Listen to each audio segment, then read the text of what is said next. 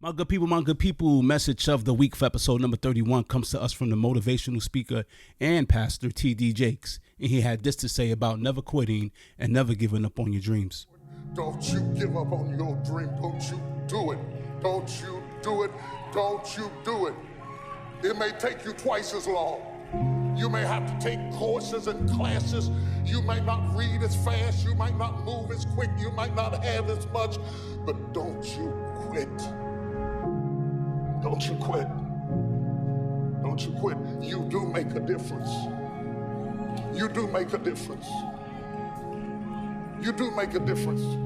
As weak as you are, as tired as you are, as many mistakes as you made, you do make a difference. There is something they would lose if you were not there. There was something that they would miss if you were not there. You do make a difference. You do make a difference. You do make a difference. Sometimes it's okay to hit that reset button because sometimes you need to properly evaluate things and continue to push on. Trust me, I know.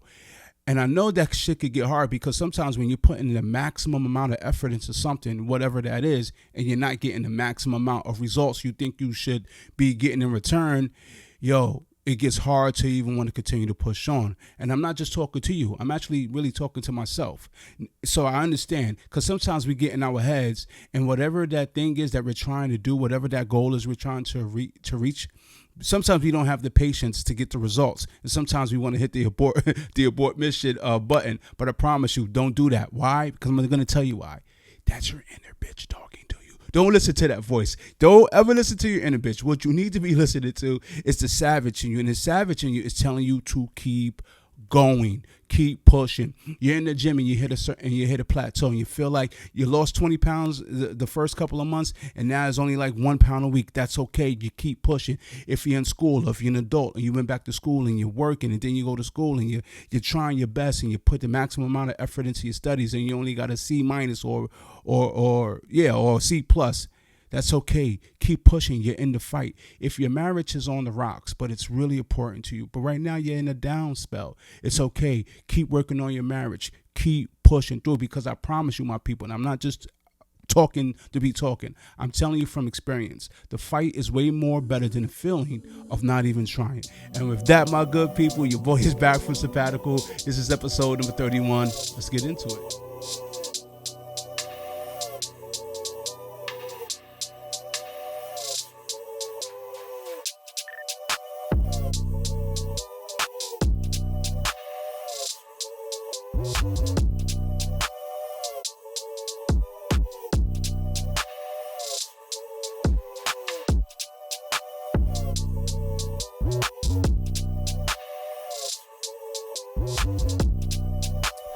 My good people, this is finally episode number 31. This is Don't Kill the Messenger podcast. As always, coming to you in front of that damn iPhone. It is your boy, Marc.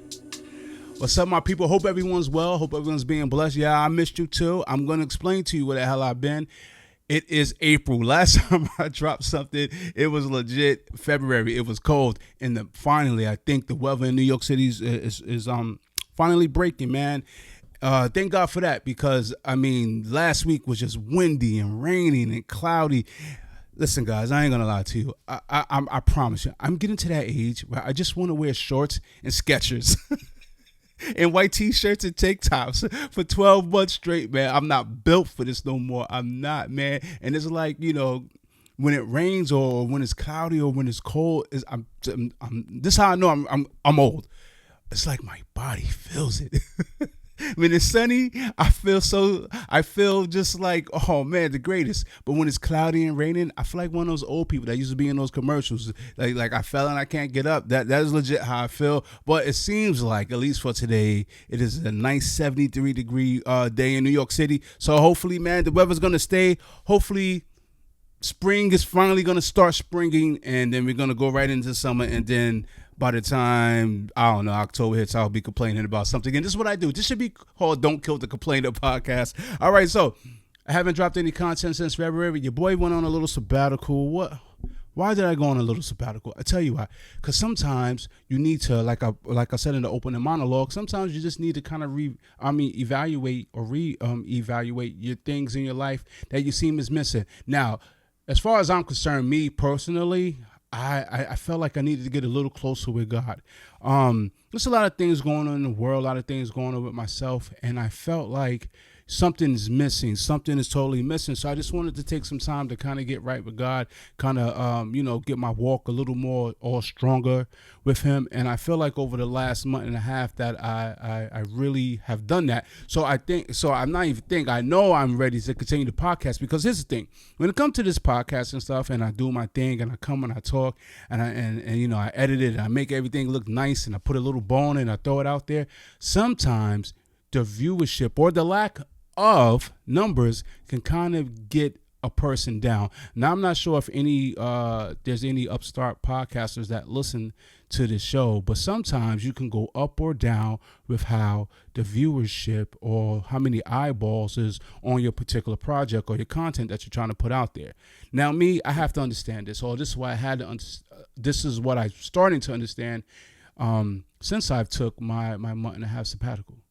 Doesn't matter how many followers I have to follow God. It doesn't matter how many subscribers I have to subscribe to God. It doesn't matter how many likes I have to like and love God. So I think if I do those things and I put that in, that was my foundation. And it's just in life, sometimes there's peaks and valleys, even in faith. And I feel like I was in a little valley. Right, because valleys are down. Yeah, and I feel like I was in a little valley. I felt that, I had to get right with that first before I come back here and start blah, blah, blah, blah, blah, blah, to all of you. So your boy's back. I'm feeling great. And yeah, so that's where I've been. So listen, this pod's not really going to be that long. I just want to come back to let you guys know that I'm still in the fight. I'm still out here. I'm still putting out content. Before we go any further, I need you guys to do me just a little favor. If you haven't already subscribed, which if you're watching this, you probably have. But if you haven't, hit that subscribe button. Hit that notification bell. And please, I beg you, please hit that thumbs up so your boy can kind of jiggle the algorithm a little bit so we can kind of put our content and have more eyeballs out there. All right, cool. So now what's been going on? Let's talk about talk, because like I said, this one's not going to be that long. I just want to kind of say hi. Allow me to reintroduce myself. My name is Mark. All right. Yo, so let's talk a little sports, man. Listen, this so far has been one of those, and this is why I knew I had to come back to podcast, because there's no way I cannot podcast while the Knicks is doing this well. Listen, a couple episodes back, I told you I was gonna do a reverse jinx on my Knicks, because every time I say the Knicks are gonna do well, we end up sucking, right? So, no Diddy, by the way. So, what did I do? I'm gonna tell you what I did. I told you that the Knicks were gonna not make the playoffs. I told you that the Knicks were gonna be horrible. I told you that everything that could possibly go wrong with the Knicks will go wrong with the Knicks. And I said this all with a sarcastic tone, of course. I even think I winked my eye. I try to put a flashback up on there if I can.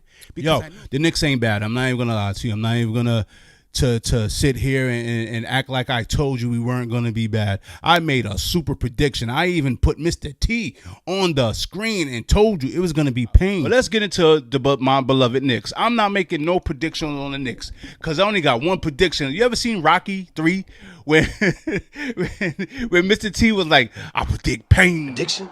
Yes, prediction. Pain. I literally sat here and told you guys that the Knicks were going to be horrible. I think I found the sports hack. When I'm going to start doing this, I'm going to start saying that all the teams that I love and adore, they're going to suck. And because clearly my predictions, if you watch the show, every time I predict something, it never goes the way I say it was. I'm like the reverse of Notre Dame. So I'm going to just start saying that my teams are going to have a horrible season and clearly put that in the universe, and then we're just going to have a good season. I'm going to start doing that. Yes, the Knicks are going to have a horrible season. The Knicks will not make the playoffs, and Julius Randle will continue to play horrible. Let's see how it goes. Because right. I knew if I said this, the opposite would happen. And what happened, ladies and gentlemen? The New York Knicks are second seed in the 2024 NBA playoffs. My people, let me give you the New York Knicks records real quick if you're not following it, because even though today is nice and sunny outside, if you really look close enough, It's orange and blue skies, baby. It's orange and blue skies. All right, so let me get into my Knicks real quick, man, because this is really some exciting stuff. The Knicks is 50. This is the first time we've won 50 games in a season since, I believe, 2013, 2014. So we're at 50 wins, only 32 losses. We're the second seed in the conference, right behind Boston. I mean, listen, Boston is a juggernaut. They damn near could have had 70 wins, but so we'll take the second seed. We'll take it with one more game left as I record in the playoffs. I'm not sure who we're playing yet because there got to be some playoff games. I believe the playoff game is between the Cavs and the Miami Heat. So this Saturday, depending on when I drop this podcast, but definitely from the time I'm recording this Saturday, the Knicks will have their competition. Now here's the thing about the Knicks: Jalen Brunson is the league's MVP. If you're really being honest about what MVP means, MVP means the most valuable player. Who is the most valuable player to the team? To me, in my opinion, if you subtract that player from that team is garbage. Just like when LeBron was doing his LeBron runs, if you was to take LeBron, let's say from the Cavalier team from a couple of years back, if you was to remove LeBron from that team, which history shows you when he left, it's a lottery team. Guys, the New York Knicks are playing this well. Mind you, without the dude who I've been railroading on this podcast since I started, Julius Randle, they're playing with him. He's out for the season, and the Knicks are balling. And it's all because of Mr. Jalen Brunson. Jalen Brunson is, if you had to be honest about it, is the MVP for the 23-24 season. What's Jalen Brunson's stats? I should have pulled this up. Let me pull this up real quick. Let me give you my man Jalen Brunson's stats real quick. For this season, your man Jalen Brunson's averaging 28.7 points per game. He's averaging almost 7 assists a game, almost a steal a game, almost 4 rebounds a game, and he has his team in the second seat. We're talking about the New York Knickerbockers. Ladies and gentlemen, this is some exciting times from New York. I'm not going to say nothing. I'm not going to make no guarantees. I'm actually just going to keep my mouth shut and keep all podcasting throughout these playoffs because I have a suspicion this is going to be a year for the books as it relates to the New York Knicks. Orange and blue skies, my people. Orange and blue skies. Speaking of orange and blue skies, it also is pinstripe days too. The New York Yankees are off to a super good start, 12-4. I think we went. It was the first time we started 10-0 since I'm not even sure when. But as of this recording, the Yankees are 10-4. They got this guy named Luis Soto. He's out here. He's balling. The Yankees got some dog in them. I'm not sure if they're letting him grow their mustache. I don't know what the hell's going on in that club room, but the Yankees are balling. I need this energy right now from New York. I need the teams to win. Because here's why. Because the actual 5 boroughs, they suck. The 5 boroughs are dangerous. The Bronx is filthy. I was on 149 and 3rd Avenue in Bronx the other day, and I just looked around. I did some overtime, and I was just working, and I just shook my head, man. Like, this place is disgusting. I'm telling you, I need the clock is ticking.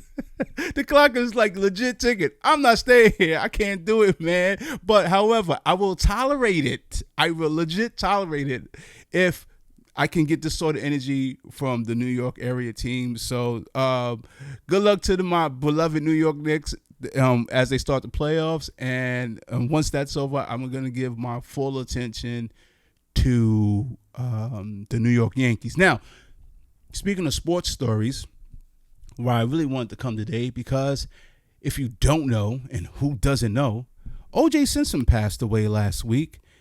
At the age of, how old was O.J.? I'm going to tell you right now. Was O.J. 67 years old? At the age of,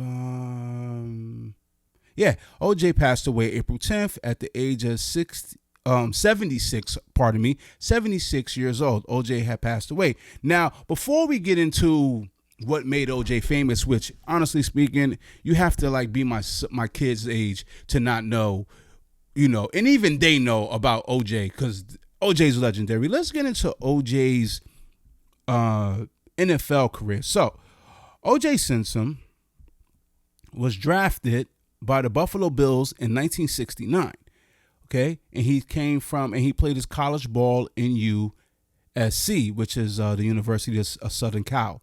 Okay, so in 1973, OJ won the MVP of the NFL, and he was the offensive player also in that same year. He's 5-time first-team All-Pro, 5 times Pro Bowl. He was an All-Star with the AFL, Athlete of the Year in 73. 70 he was balling. Let me see what else stands out. He's a 4-time NFL rushing yards leader in 72, 73, and 75, 76. 2-time NFL rushing touchdown leaders in 73 and 75. NFL scoring leader in 75. He's part of the 70s All-Decade Team, 75 Anniversary All-Team, 100 Anniversary All-Team. He's in the Buffalo Bills Walk of Fame. He won the Heisman. He's a national champion. The list goes on. O.J. Simpson, known as Juice, was one hell of a football player. Undisputed. Now, only one person comes to my mind when it comes to, I want to say, split the races, so to speak, right? That's Donald Trump. It seems like when you mention Trump, man, it's like if you like Trump, I guess you're a white skinhead KKK Klan member, and if you don't like Trump, you're probably brown or black or whatever. That's what the assumption is, right? But there's only one person I can remember in my collective memory that just riled up racial debate outside of Trump, and that's O.J. Simpson. And it started actually in his early days when he used to play football. Now, if you don't know, and I'm going to tell you because that's what this podcast is about, for me to inform you about shit, I think you should know. O.J. Simpson was once married to a young black American lady. I'm going to tell you now. Who's O.J. married to? Married to his wife, Margarita Whitley, I want to say in 1967. Okay, so OJ married a sister. He married a sister. He got him a sister. OJ and his sister, and I put a picture up of him. This was black excellence at the time. He probably was on a cover of Jet magazine. OJ was the man. Then what happened? OJ met Nicole, which we all know, Nicole Simpson, formerly known as Nicole Brown, in 1977 while she was a waitress. So he met her. I'm assuming they had an affair. He got divorced from the sister in 79. And then OJ got married to Nicole Brown Simpson in 1985. Why am I bringing this up? Here's why. Because black America at that time, when OJ did that, could not stand his ass. They hated him. They hated OJ. Why? Because they said OJ left that sister. He left that down sister for a white girl. Black Americans couldn't stand OJ. Then OJ was on Hertz commercials, and I'll try to, hijack something from YouTube to explain it. Coming or going on a business trip, you've got no time to waste. And nobody knows that better than Hertz. Whether it's picking up or dropping off your Ford or other fine car, nobody has more to do it faster. Go, OJ, go! Getting you out with super speed.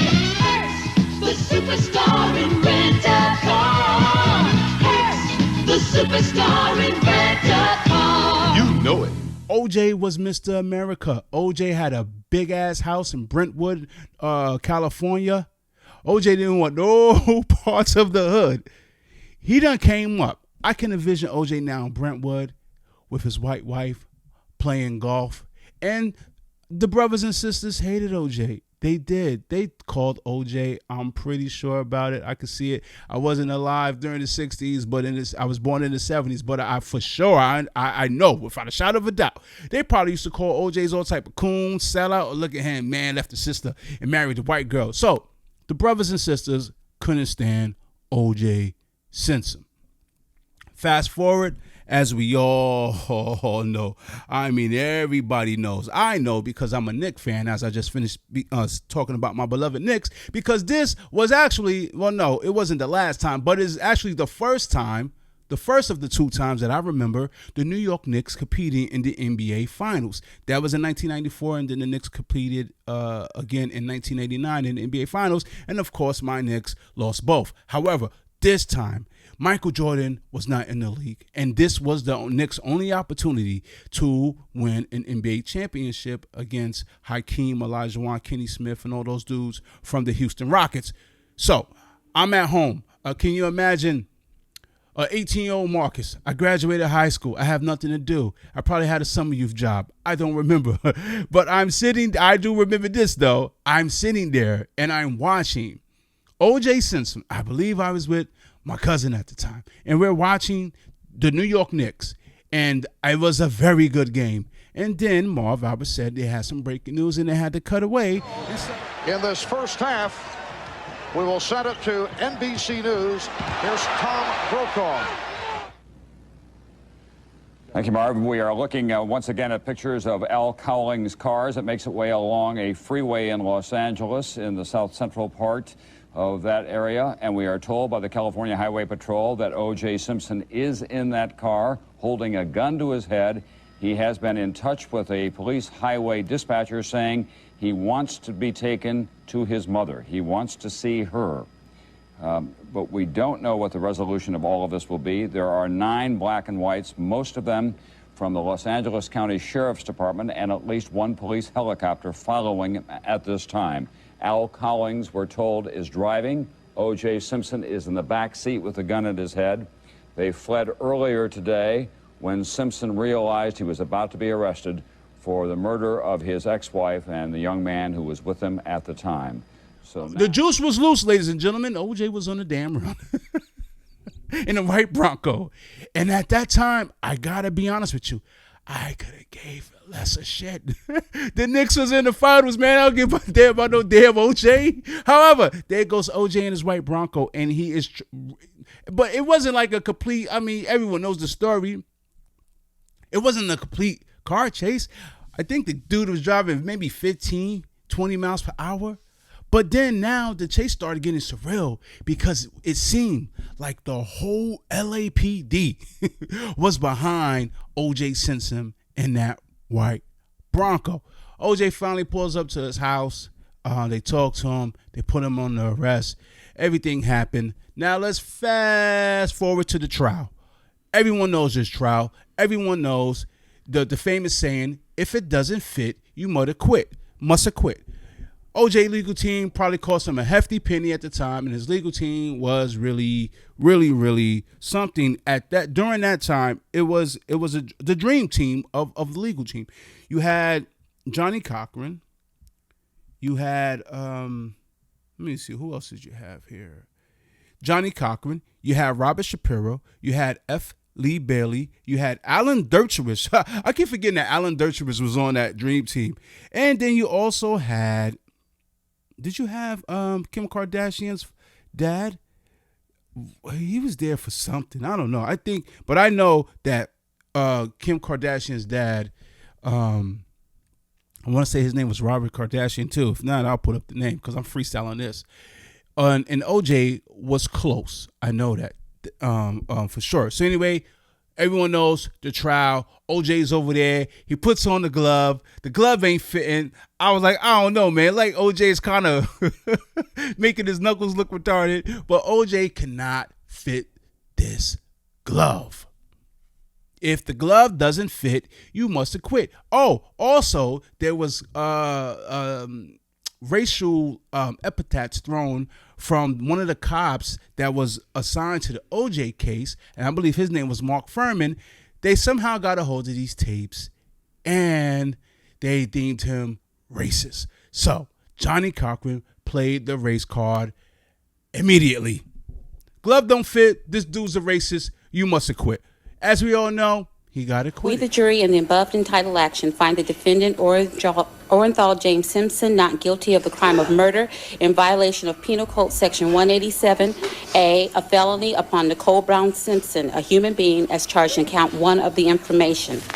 We, the jury, in the above entitled action, find the defendant Orenthal James Simpson not guilty of the crime of murder in violation of Penal Code Section 187A, a felony upon Ronald Lyle Goldman, a human being, as charged in count 2 of the information. Got off. Ladies and gentlemen, at that time during my life, I never experienced racism. I mean, not like Yeah, not racism, or I didn't ever feel any racial tension at the time. At least, during that time in my life. Now, I don't know if it's because I grew up in New York and, hey, man, everyone's from everywhere in New York, and we just all kind of go along our way. I used to be a messenger, which is funny. Now I have a hobby in a podcast called Don't Kill the Messenger Podcast. I'm telling you right now, that day, everybody wanted to kill the messenger. Here's why. I'm downtown by the Garden, and the OJ trial is big news, and everyone knew that the verdict was dropping on this day. On that particular day, I happened to be delivering mail to a law firm somewhere. However, the big screen, there's a big screen. No, correction. It was by, I hope I said Times Square. It wasn't by the Garden. It was by Times Square. Long story short, the big screen puts up the verdict. And you can hear it, and everyone's listening on their radio.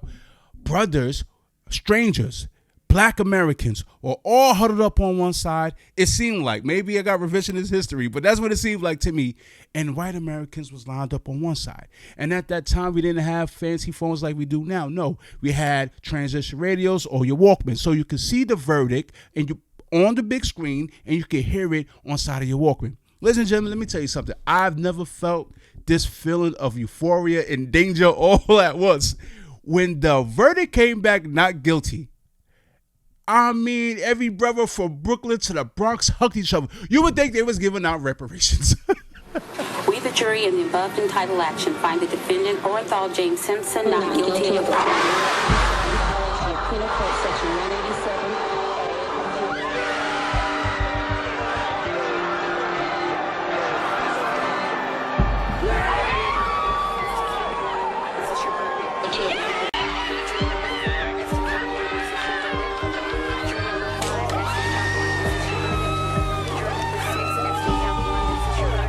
We was happy. We was happy that OJ got off. And ladies and gentlemen, I promise you, every person, every Caucasian American that heard that verdict looked at us like, man, if we had gasoline and matches, we would light child on fire. It was the only time in my life that I felt racial tension. And it was because of the OJ trial, because of the verdict.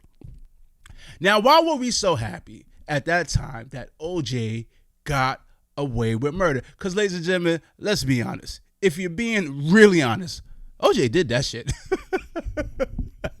OJ, and I'm not laughing at the murder of anyone, because I have daughters, and I would never want them to grow up and be murdered at the hand of their boyfriend or spouse that they put their trust in. And safety in any relationship is a big thing. But OJ did that. OJ did it. So why was my community happy about that verdict? Do we like the murder of white people? Do we celebrate that? Was it because OJ left his black wife at the time allegedly and had an affair with Miss Brown, Nicole Brown, and then eventually end up marrying her, and that turned off the community that supported him in the early years?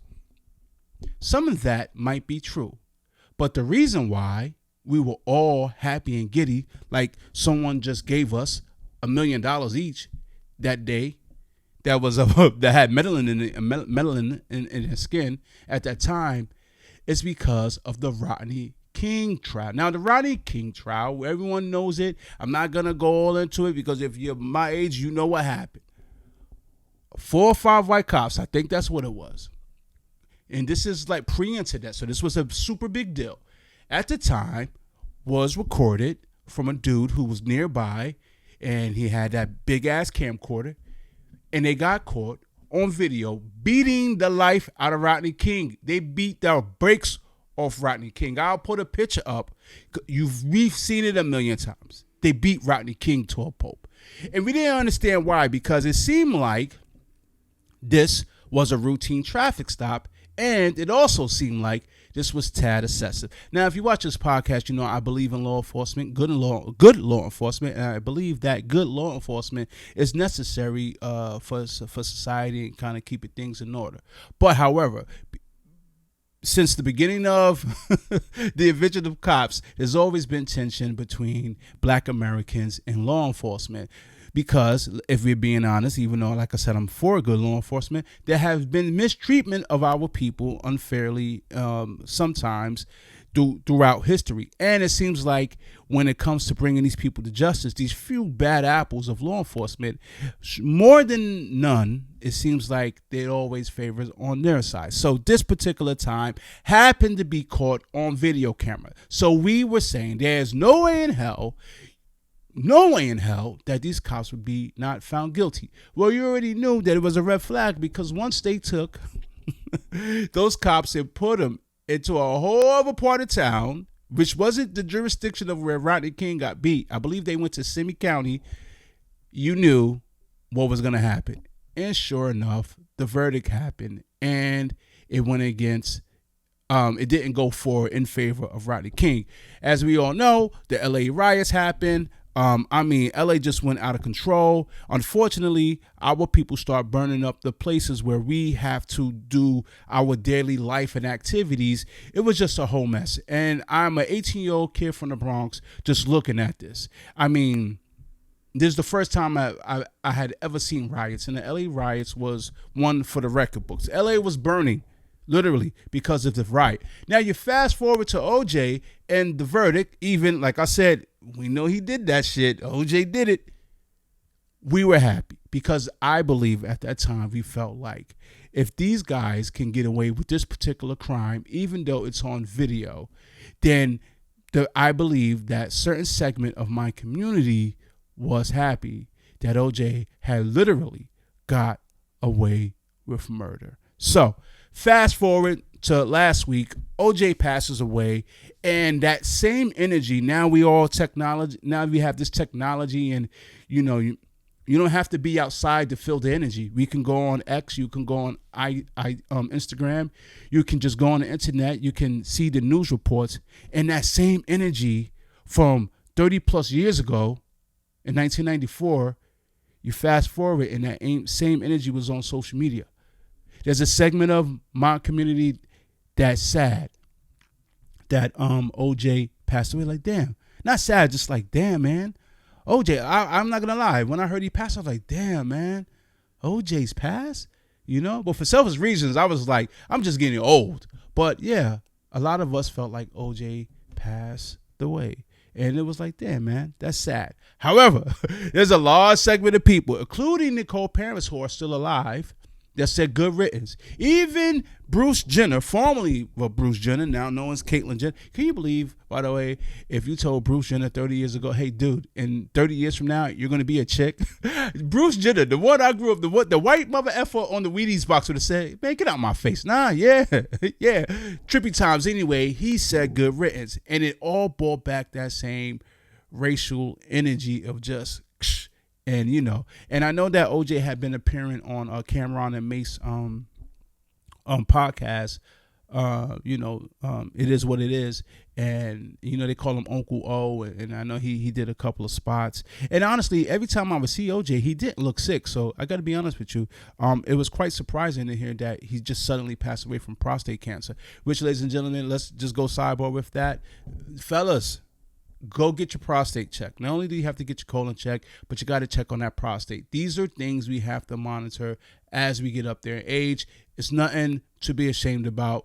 Go get it checked out. I have a doctor's appointment soon. I'm like, bro, let's spin the block with it. It's probably the most uncomfortable thing that to me, that it seems that will be more uncomfortable than the colon, but we got to do what we got to do. So anyway, OJ passes away from prostate cancer.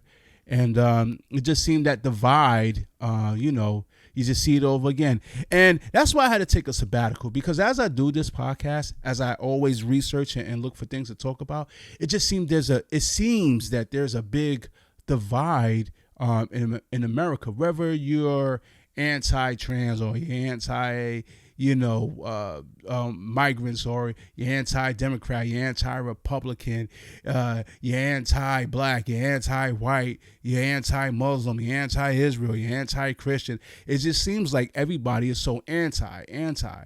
But if we believe in God, and that's pretty much if any God you believe in, any faith, I believe the first principle of any religion is to lead with love.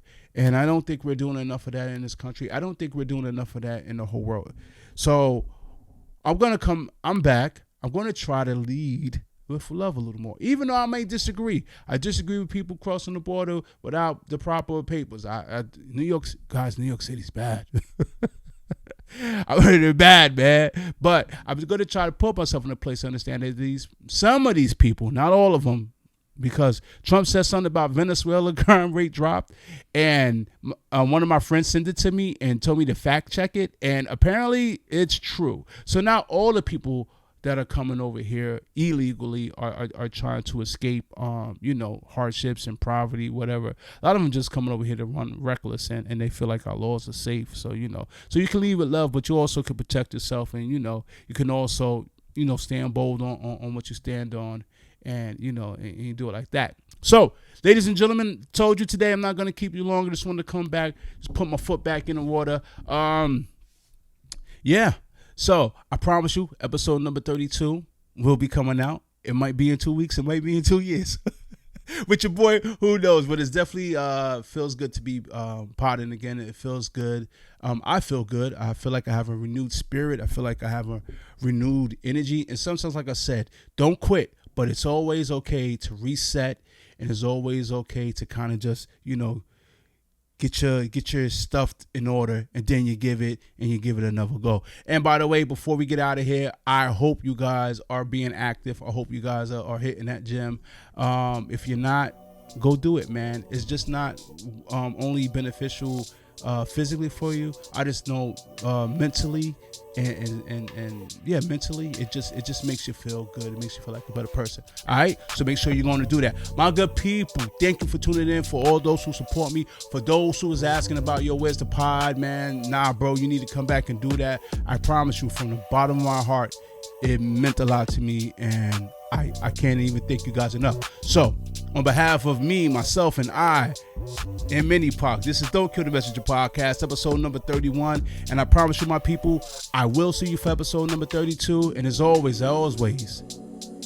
love yourself, love others, and more importantly, love God. And for this week, also to add on to that, love the New York Knicks.